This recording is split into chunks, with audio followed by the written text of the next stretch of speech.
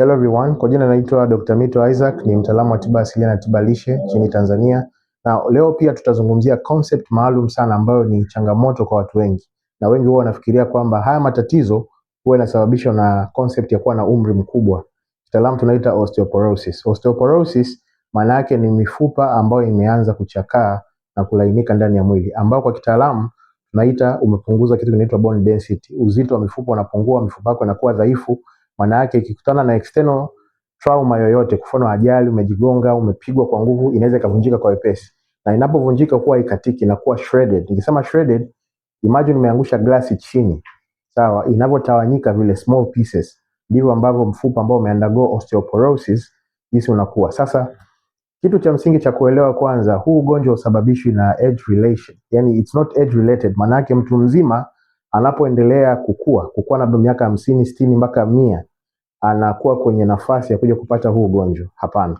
Ila kwenye natural medicine au kwenye tiba asili kuna kitu ambacho huwa tunakielewa, ni kwamba kuna mifumo ndani ya mwili pamoja na mfumo wa maisha. Hizi ni concept. Kuna mifumo ndani ya mwili pamoja na mfumo wa maisha ambavyo ndio vichochezi vikubwa vya kumsababishia mtu kupata condition ya osteoporosis. Na tunaweza tusiione kwa vijana sana, na ndio hii concept inaweza kaangukia pale kwamba wengi wakihisi labda kwa sababu ya umri ndio maana unapata hizo changamoto za mifupa. Hapana. Sasa iko hivi, tukianzia kwenye concept ya kwanza ambayo inahusiana na mifumo ambayo huwa inaathirika ndani ya mwili. Kuna mifumo mikuu kama 3 4 ambayo huwa ikidhoofika ndio sababu ya mtu kupata osteoporosis. Kiungo cha kwanza ni mfumo wa taka unaitwa lymphatic system. Lakini kiungo cha pili ni tezi maalum ambazo zinapatikana kwenye figo pamoja na hizi tezi kwenye shingo tunaita parathyroid. Na kiungo cha tatu ni mfumo ni figo zako kwenye kutoa uchafu. Sasa mfumo wa lymphatic system ndani ya mwili kazi yake kubwa, sawa, ni kusafisha uchafu wote ambao unazalishwa na seli za binadamu. As the way we know, binadamu ana zaidi ya seli trilioni 100 ambazo kazi yake ni kucontrol different functions kwenye mwili wa binadamu, lakini ili kuweza kufacilitate ufanisi huo wa kazi huwa zinalishwa kupitia mfumo wa damu na kusafishwa kupitia mfumo wa lymphatic system.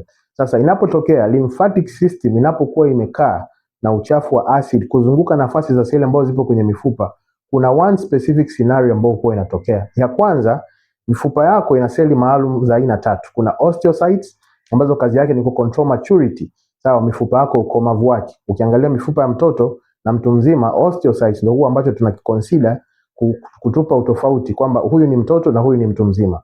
Lakini kuna seli nyingine za aina 2, osteoclast pamoja na osteoblast.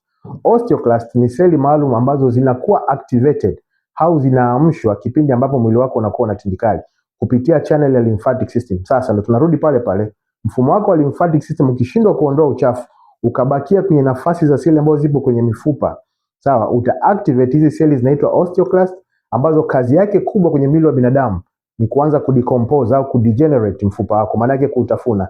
Hii concept pia unaipata kwa watu ambao pingili zao huwa zinasagika au nyonga. Utakuta hujawahi kuanguka, hujawahi kupata ajali, lakini umeenda kufanya MRI umekutwa na mifupa ambayo tayari imesagika. Sasa kitu gani ambacho kinakusaga huko ndani? Ask yourself, ni kitu gani? It's the same system. Kwa ni zile osteoclast cells ambazo zinakuwa activated kwenye acidic environment, mwili wako ukiwa na acid, kupitia lymphatic system ndio inasababisha zile seli kuanza kupata athari. Lakini kuna kitu kingine hapa cha kuweza kunotice kwamba despite huu mfumo wa lymphatic system kufacilitate osteoclast kuweza kuwa active na kuanza kudhoofisha mfupa, sawa, hizi tezi kwenye shingo hapa zinapokuwa zimedhoofika, parathyroid ni tezi maalum ambazo zinahusika na kuzalisha hormones zinaitwa parathormone, ambazo kazi yake ni kusaidia jinsi gani mwili wako unatumia madini ya calcium.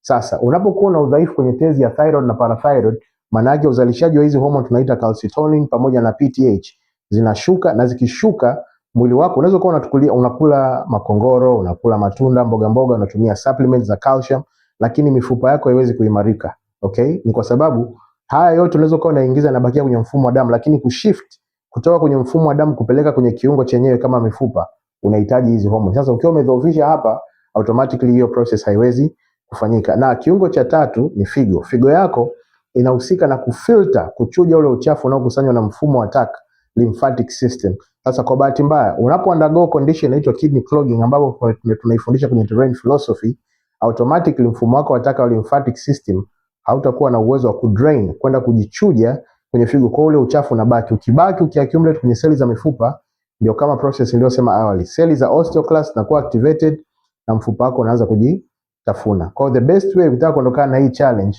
ni understand the systems ambazo zinapelekea hii hali. Haijalishi umri wako ni mdogo, umri wako ni mkubwa. Cha kwanza ni kubadilisha diet. Alright, diet inaweza ikawa inachochea kikubwa zaidi kwenye mtu kupata condition ya osteoporosis. Mfano mzuri, kabla sijakwambia ni diet gani ambayo inakusaidia kuimarisha, inayokudhoofisha ni ulevi mkubwa sana kutumia vyakula vya vitoweo. Watu ambao wanatumia vitoweo, nyama, kuku, samaki, maziwa, you name it, pamoja na vyakula vingine vya kukaanga, vya kusindika na kadhalika. Sasa kwenye vitoweo vinaweza kuwa vinaongeza madini ya phosphorus. Phosphorus ni madini muhimu sana ndani ya mwili, lakini yanapozidi, sawa, mwili wako huwa unaandago kitu kinaitwa antagonistic action. Madini ya phosphorus huwa yanalazimisha hizi tezi zako za parathyroid kuvuta madini ya calcium kutoka kwenye mifupa, kwenye misuli na kwenye nerves kwa ajili ya kwenda kuleta kitu kinaitwa balance. Calcium na phosphorus ziwe balance. Sasa inapotoa kwenye mifupa yako inakuwaje?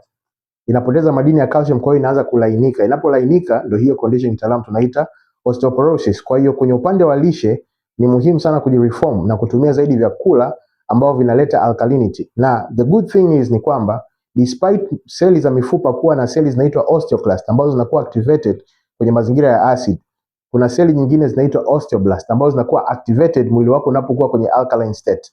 Kwa hiyo the more unakula fruits, matunda, unakula mboga mboga za majani, sawa, itakusaidia kuactivate hizi osteoblast ambazo kazi yake inafanya kazi ya kujenga mifupa ndani ya mwili. Kwa hiyo despite kudhoofisha, mifupa yako inaendelea kujengeka. Kwa hiyo ukiwa kwenye lifestyle ya kula matunda na mboga mboga na kutumia miti dawa ambayo inarekebisha lymphatic system, hizi tezi kwenye parathyroid, sawa, na kusaidia figo zako kuweza kuchuja uchafu, utafika hiyo miaka 70-80, lakini mifupa yako ni very strong.